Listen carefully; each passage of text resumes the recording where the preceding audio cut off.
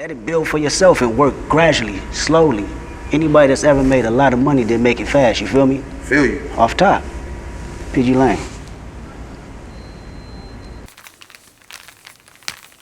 For many Black consumers of rap music and just generally Black popular culture, this year's Juneteenth get-together took place at K-Dot's crib. The crib, the Kia Foreman in Inglewood, our cousins, the people of South Central Los Angeles.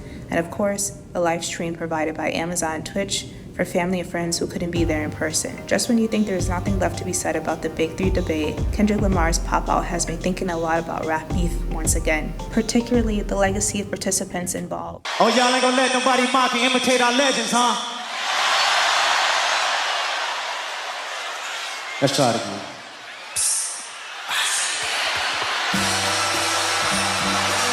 I don't know how Drake comes back. I don't know what his sound is gonna be. Hey, I don't but that's know. what we're saying. Like, what is he? Y'all was like, well, what did he? What got taken from him? Man, we should do a video, and I didn't think we was gonna still do it. I was like, all right, you know, like when I heard we was doing it, I was just like, oh, this is gonna be crazy. When I walk out in these cities and these countries, I could be proud and say this is where I'm from. You know.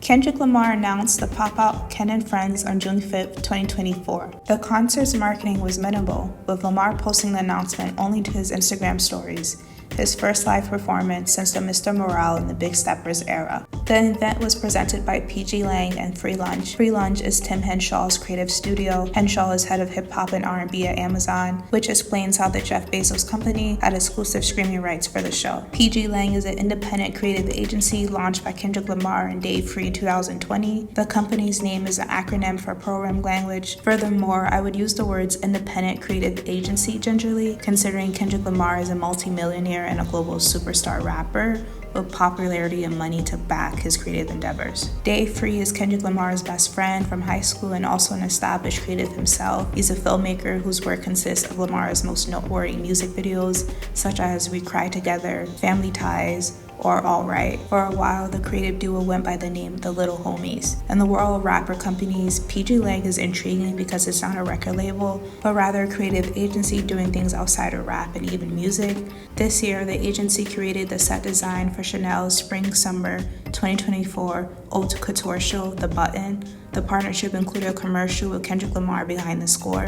In 2023, PG Lang launched an alternative smartphone called the Light Phone. The concert took place at the Kia Forum in Inglewood. Lamar's set design was a metal rectangular cuboid with Lamar and performers in the middle. Graphics were largely minimal with a lot of attention paid to lighting, the color of the night, red. Well, don't tell no lie about me, and I'm gonna tell the truth about you. Lamar was dressed in a red The World hoodie, blue jeans, and some new bling provided by jeweler Ben Baller. Many have noted Lamar's outfit is similar to Tupac's performance outfit at the 1994 Source Awards. His setlist was 18 songs, starting with the nearly 7-minute diss track Euphoria and ending with the LA anthem Not Like Us, which was played 6 times. Celebrities in attendance included LeBron James and his wife Savannah James. Kendrick Lamar's partner Whitney Alford and kids were also spotted at the event. So was TDE label mate SZA and others on the stage.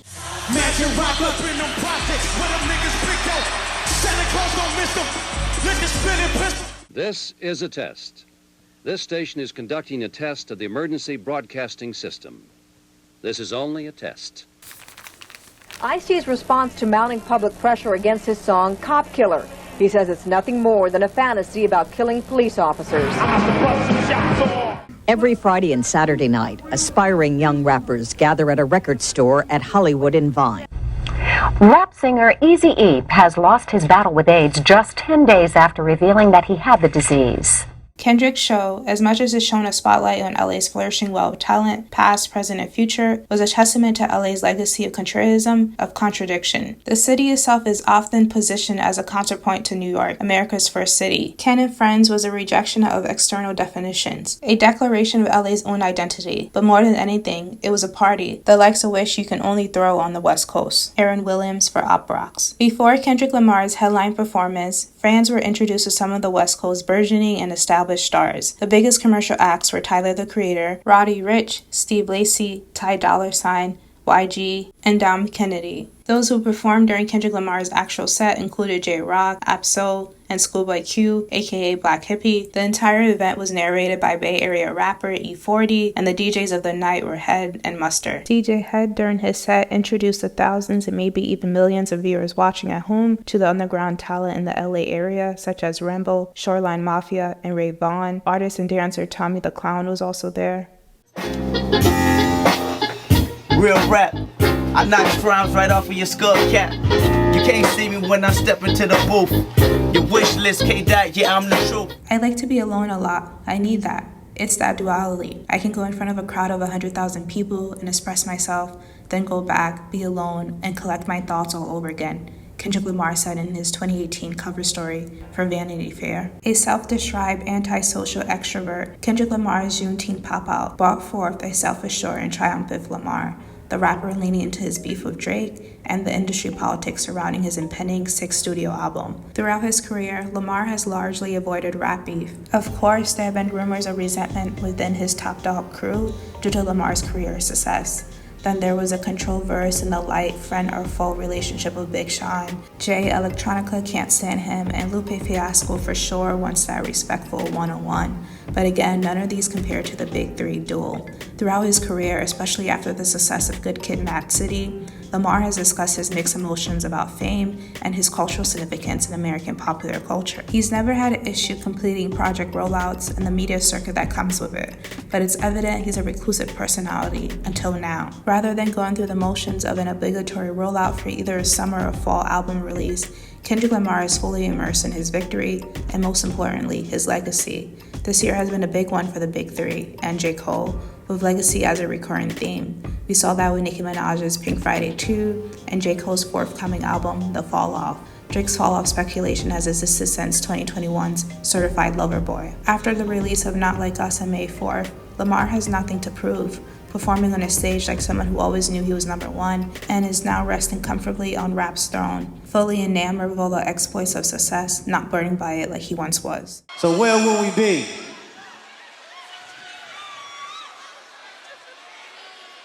Without our legacy. Come on.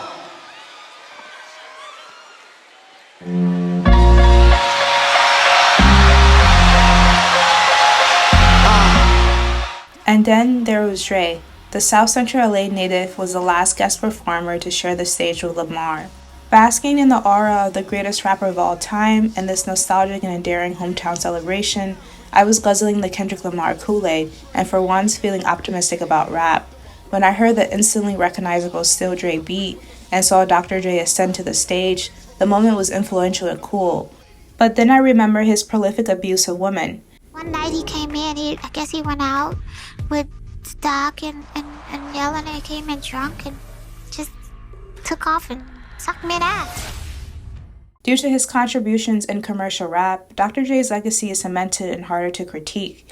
He's in that rapper billionaire adjacent club through his companies Aftermath Entertainment and Beats Electronic. Through his record label Aftermath, he signed Eminem and 50 Cent. Kendrick Lamar signed on in 2012 with the slightly confusing joint deal with Interscope and Top Dog. I mean, Pusha T once said, "You signed to one nigga that signed to another nigga that signed to 3 niggas, now that's bad luck." In the 80s and 90s, he was a part of the LA rap group NWA. For his 1992 solo debut, The Chronic, he signed to Suge Knight's Death Row Records. The relationship between the two men has sour sense. His sonic advancements in rap created gangsta funk or funk rap, a synthesizer-heavy 1970s funk sound of Parliament Funkadelic, aka P-Funk, and American Music Collective. He picked me up by my hair and my ear and smashed my face and body into the wall. Next thing I know, I'm down on the ground and he's kicking me in the ribs and stomping on my fingers. I ran into the woman's bathroom to hide, but he burst through the door and started bashing me in the back of the head. Journalist and musician Denise D. Barnes told the Los Angeles Times in 1991 Barnes' assailant was Dr. Dre. Michelle A. met her ex-boyfriend and father of her son Dre in 1991. Throughout the relationship, Dr. Dre was emotionally and physically abusive. A similar experience was shared by Nicole Young, Dre's ex-wife. After filing for divorce in 2020, Young stated, "Andre Dre, Dr. Dre has verbally and emotionally decimated my personhood to the extent I currently suffer from post-traumatic stress syndrome. And now that I'm fully ruining the fun, let's talk about the irony of Amazon sponsoring the pop-out, a beneficial move for them since the tech giant has been courting rappers for a while now. For example, Nicki Minaj and Queen Radio. Additionally, according to Amazon, the live stream of the concert broke Amazon Music streaming records. For Black consumers of hip-hop and on a more personal level, Black people living in South Central LA, I'm not sure the financial benefits of such a partnership are that far-reaching. Choosing to align with a company who is arguably one of the largest villains of late-stage capitalism,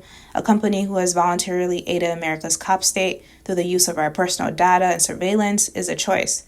But then again, who am I to speak, considering I'm an Amazon Prime member too?